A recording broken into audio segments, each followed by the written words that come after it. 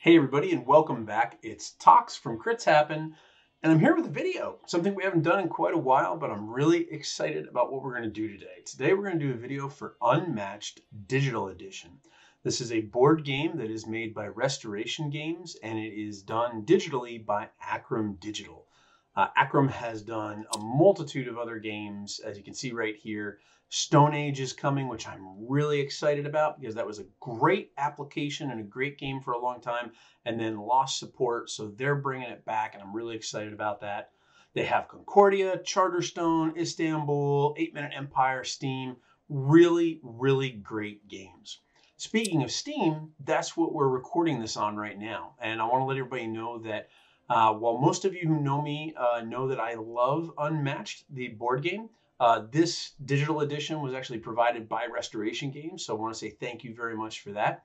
I did actually also go out and buy this on the Switch as well. I do a lot of gaming on the Switch, and I wanted to see some of the differences between the Steam version that we're looking at here and the Switch version as well, so we can talk about that.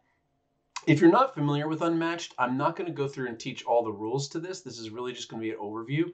But essentially, it is a dueling game where you have a set deck of cards. You do not have to create your own deck. You do not have to customize. You do not have to go buy extra cards or anything like that. If you buy a set that has Medusa in it and I buy a set that has Medusa in it, we have the exact same deck of cards. And that's really important because at the end of the day, this game is really about skill. And it's one of the things that I absolutely love about the game. The board game is absolutely fabulous. So how does the digital stack up? And is the digital good? Well, let's talk about that. As you can see here, there's options for local game and online game. There's a lot of players in the online game. I found that really cool. And you can do online across multiple platforms. So I have been able to launch up a game here on Steam, jump on my Switch, join that game from both things and do that, which is really, really cool. You have a My Collection because there is a base game and then there is a season pass that will allow you to get additional characters and additional maps. If you're not familiar, and this is a good thing to kind of point out, so this game was actually, Restoration Games is known for taking games from like the 80s and 90s and modernizing them. This was actually originally a game called Star Wars Duels, which is a fabulous, fabulous game. But they've modernized it, and in my opinion, I really just absolutely love the art style of this game. I think they did a great job with it, but they streamlined some of the rules and really, really kicked it into high gear. I'm going to go ahead and just launch a local game. There is a great tutorial that you can do as well. I'm going to go ahead and launch a local game here, and we'll just kind of walk through some of the things so you can see and get an idea of what's going on here. So you have the option to play 1 versus 1 and 2 versus 2. You can play 2 versus 2 where you and a computer AI are your teammates and then or is the team, and then you face against other players as well. That's kind of cool as well. There is AI easy, AI medium, and AI hard. I haven't really found hard to be like terribly hard, but hard does play much more challenging than the others for sure. I think there's still a level they could ratchet it up to and go even harder. So maybe an extreme level one day, don't know. But in here, you're going to select 1 versus 1, 2 versus 2. You're going to select your heroes. Yes, you can do random. Let's talk a little bit about the heroes. Now, again, if you're unfamiliar with the game, you're going to have a set of fighters. And you may just have one fighter, which might be your champion. You might, as in this case, as I have Sinbad selected, Sinbad is my champion, and the porter is his sidekick, and they are together fighters. And the name of the game is you got to defeat your opponent's champion and get them to 0. Every fighter is different, and I mean very, very different. Some of them don't even come with sidekicks. For example, the Invisible Man, who's one of my favorite characters to play in the board game, he does not come with a sidekick at all. They all have different abilities. They all have different backgrounds to their cards. They all have different skins as well. This is one of the cooler things. So like you can have a miniature looking skin, like an unpainted miniature looking skin. You can have a painted looking one. And then there are skin sets that you can buy separately as aesthetic unlocks and things like that. I'm going to go ahead and jump in. I'm just going to, I'll pick Sinbad as my hero, and I will pick Let's pick Alice as the opponent. So Alice in Wonderland kind of thing. And you know what? I'll make Alice the colored version, the painted version, and I'll make Sinbad the miniature version, just so you can get an idea as to what they look like differently on the map. After you select your heroes, you can select a battle map. Again, this is a duel, so you're going to be in spaces fighting each other. If you like duel games, like you really like miniature skirmish games, this is right up your alley. There's multiple maps you can select, and again, with the season pass, you're going to be able to get more of those as well. You may be looking at this map and going, wow, what are all these different colors and what do they all mean? So each set of colors is its own zone. So right here, you can see at the top, it tells me choose starting space for your sidekick. Basically, I pick something that's in the same colored zone that my fighter is in. My champion here is in a blue zone, so I can't put him anywhere else but a blue zone. I'll go ahead and put him here for right now. The first thing to know, you can zoom in, you can zoom out. I have not been able to figure out how to rotate the camera, so if there is a way to do that, please let me know.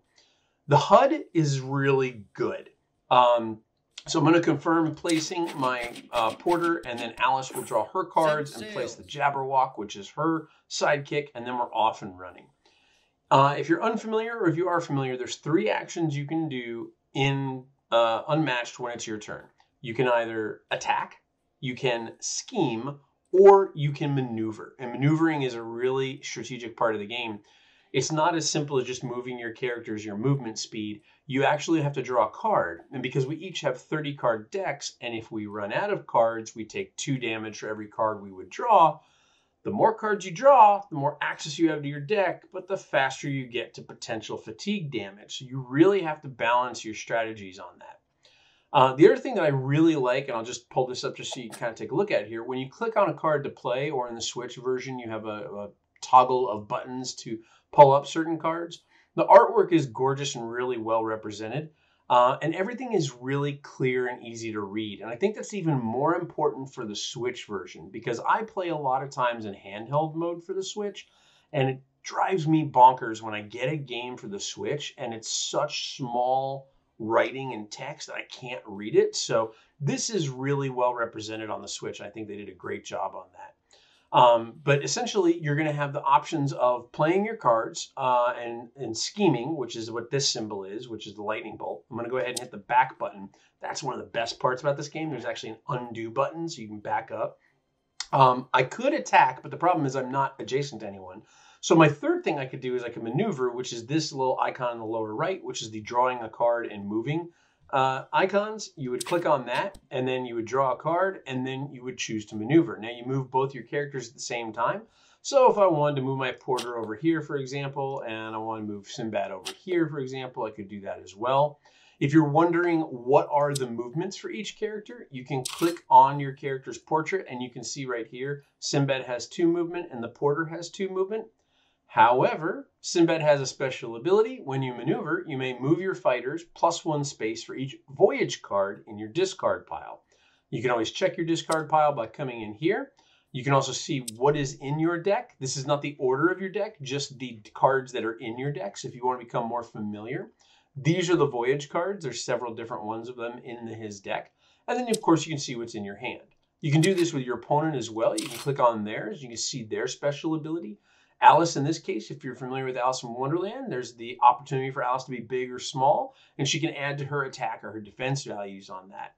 Now, I can see her hand, but I don't see what's in her hand, so I can see how many cards are in her hand. If she had a discard pile, I could also see what's in her discard pile and the order of which it's in the discard pile, which is really kind of cool. So again, really good heads-up display, really easy way to see what's going on. Now, I maneuvered. You'll notice in the lower left, there's a little footstep here in one of my 2 action icons that shows me that I took that move. So I'm committed. I've done that action, and now I'm on to my second action. Now my porter is next to the Jabberwock, so if I wanted to go ahead and attack, I could. You'll notice that some of the cards have an outline of green and some of them do not.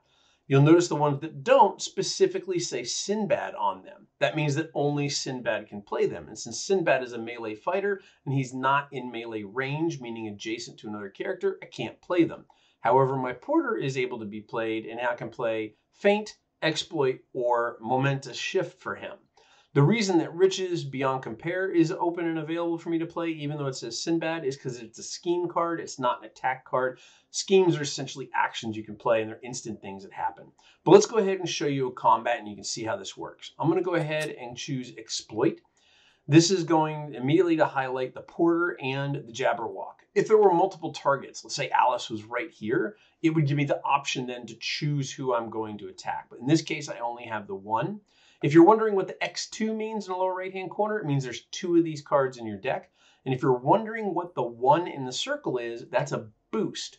There are some things in the game that will tell you to draw a card or discard a card and add its boost value to an action you're taking. That's what that number is right there. One of the cool things about Unmatched, the board game, is that in the later sets that aren't yet in the digital representation here, there's actually boost actions where when you take the boost, or when you boost an action you're doing, there's some boost that will say like draw a card or move your character. So you get an even better boost action out of it, which is really, really cool.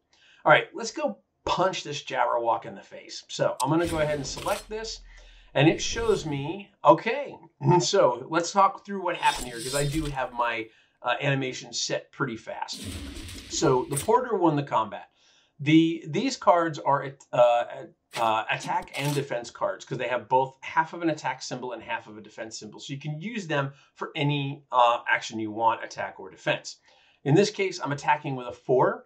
He played a defense card of 3. No one gets to see this. It's all in real life. It's face down. In the computer, it's done via the computer.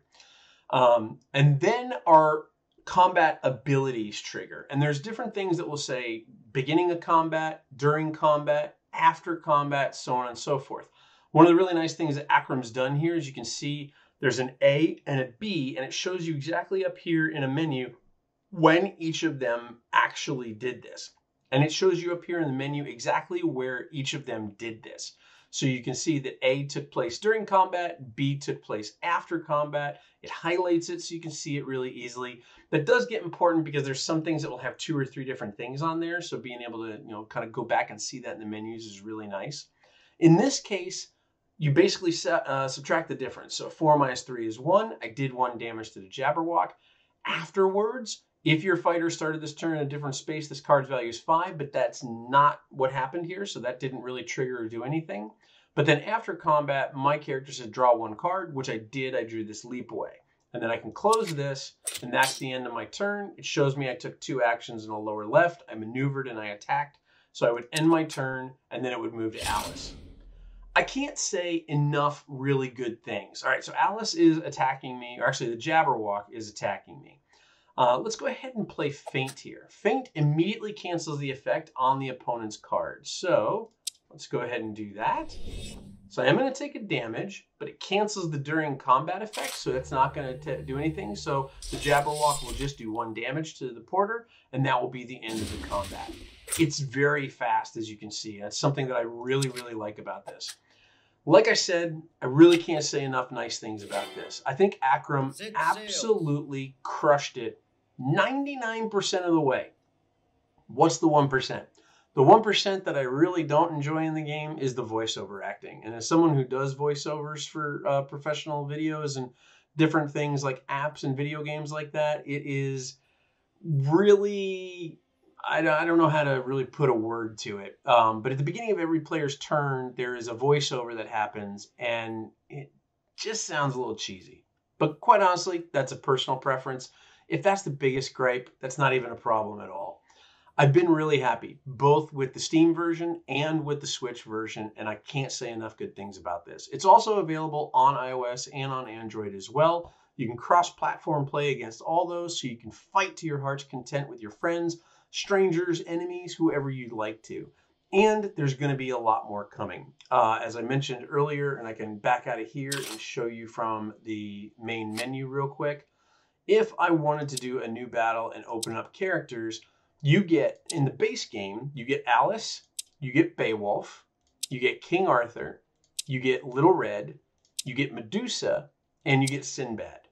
Then in addition to that, the Season Pass will get you Bigfoot, you will get Dracula, the Invisible Man, you'll get Jekyll and Hyde, Robin Hood, and Sherlock Holmes. All these fighters, extremely, extremely different. All of them extremely, extremely cool. So that is UnMatched, the digital edition. I highly recommend it. Definitely check it out. If you have it, let me know who your favorite fighter is, either from the digital or from the real world board game as well. And if you don't have it and you pick it up, let me know. We'd love to hear about your experiences as well. But until we see you next time, thank you so much for watching. Keep rolling those dice, and we hope they're all crits.